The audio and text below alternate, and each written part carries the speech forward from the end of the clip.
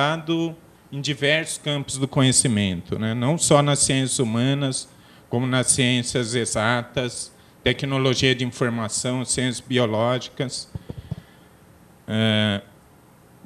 Mas aqui nós vamos focar em estudos de ciência e tecnologia, né? Um autor muito conhecido, que eu vou falar rapidamente aqui, é importante dizer também que tem uma infinidade de autores que tratou desse... Uma infinidade não, mas muitos autores que trataram desse tema em estudos de ciência, tecnologia e inovação, né?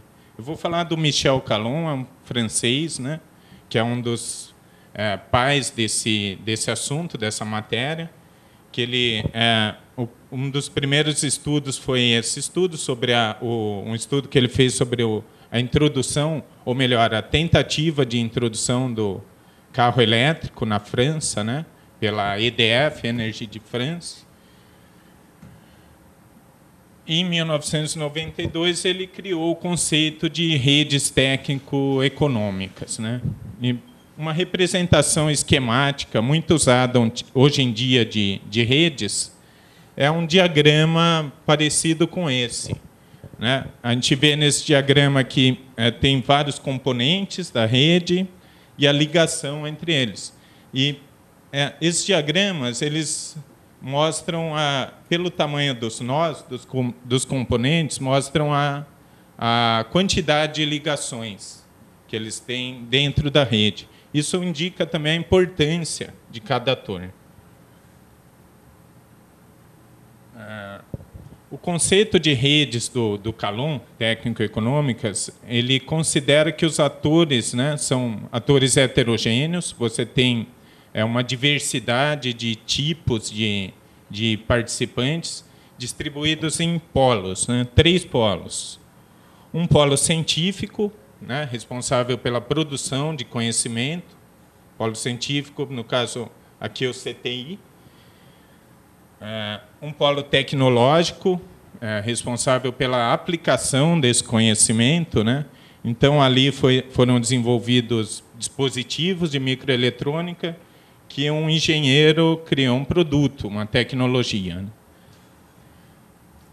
E um polo de mercado, né, que é responsável pela inovação, que é onde você coloca o produto, onde a inovação se efetiva, que é onde você coloca o produto no mercado.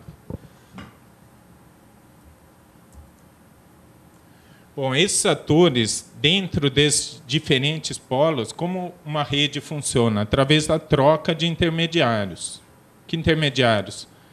Dinheiro, recursos, por exemplo, bolsas, ou compra de equipamentos, ou licenças. Artigos científicos são intermediários, patentes, os próprios artefatos, né, científicos são intermediários que permitem esse relacionamento entre os polos da rede, e também competências e capacitações, né, através de cursos, através de quaisquer mecanismos aí de transferência de conhecimento e de tecnologia, que é o nosso foco.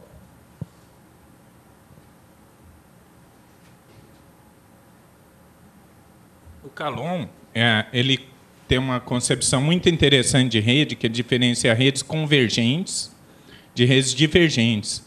As redes convergentes são aquelas redes mais bem coordenadas, mais bem estabelecidas, onde os integrantes da rede eles convergem para um objetivo comum.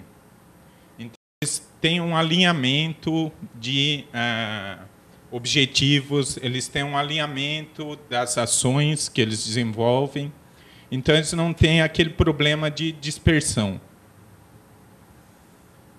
Já a rede divergente é o contrário, né?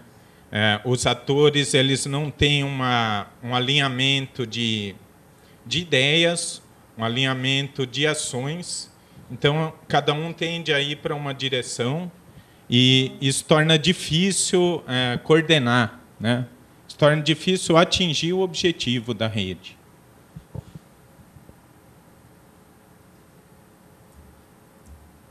Bom, agora eu vou falar de sistemas de inovação, né? Isso é um diagrama bem simples de um sistema de inovação. É claro que tem muito mais dimensões, mas basicamente é isso. Sistemas de educação, sistemas de informação, governo, sistema financeiro e sistema de suporte. Isso seria uma descrição bem parcial de um sistema de inovação, né? Sistema nacional. Três autores, né, são os pais desse conceito. Um é o Christopher Freeman, que ele estudou a indústria japonesa de microeletrônica, né, e como essa indústria, a partir de uma organização deliberadamente criada pelo governo, o governo criou um mecanismo de controle de um sistema nacional de inovação para promover o crescimento, e que deu muito certo, pelo menos nos anos 80. Tenho um livro, um artigo do Lundvall, né, que é um artigo posterior, que ele define aí já os sistemas nacionais de inovação, né? E um terceiro livro, né, organizado pelo Richard Nelson, que é também sobre sistema de inovação, no qual ele compara sistemas de inovação de vários países.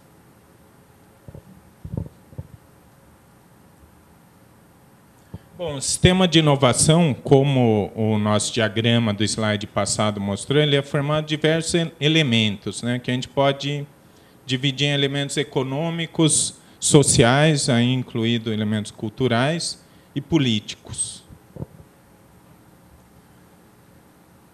Ele é formado por organizações, que são são empresas, são instituições de pesquisa, são aquelas organizações deliberadamente criadas com um objetivo bem definido, um objetivo explícito, mas também por rotinas e regras de mediação entre as organizações. Regras de mediação é uma coisa similar àquele conceito de intermediários do Calon.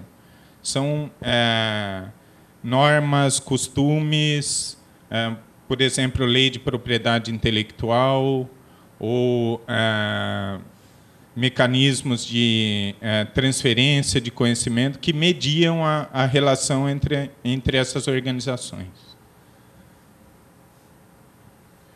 E os sistemas setoriais de inovação são formados de componentes com funções bem específicas, né? E eu acho uma analogia muito interessante um sistema setorial de inovação com o corpo humano, que é um sistema que funciona muito bem e que ele é formado por diversos componentes muito diferentes, com funções muito específicas, né? Mas que são muito bem coordenados, né? E esse que seria o objetivo, um sistema de inovação, um sistema nacional de inovação ideal. E uma coisa crucial em sistemas de inovação é a transferência de tecnologia e de conhecimento, e isso entendido num sentido amplo. Transferência de tecnologia da universidade para a empresa, transferência da empresa para a universidade, dessas instituições para o governo, tudo no sentido de construir um sistema que funcione em harmonia, né, com objetivos propostos.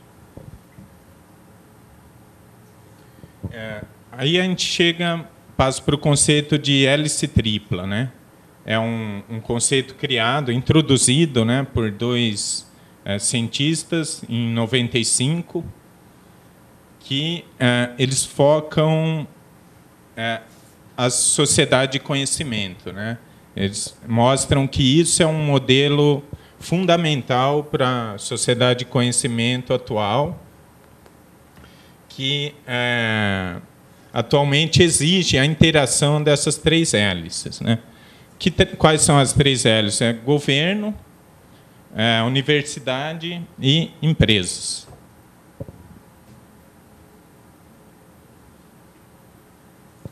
Eles dão muito destaque para o papel de instituições de ensino e pesquisa, né? que, nos anos 60, segundo esses autores, elas adquirem uma nova função, uma nova missão, que é a missão de promover o desenvolvimento econômico, que até então a missão da universidade era fazer ensino e pesquisa.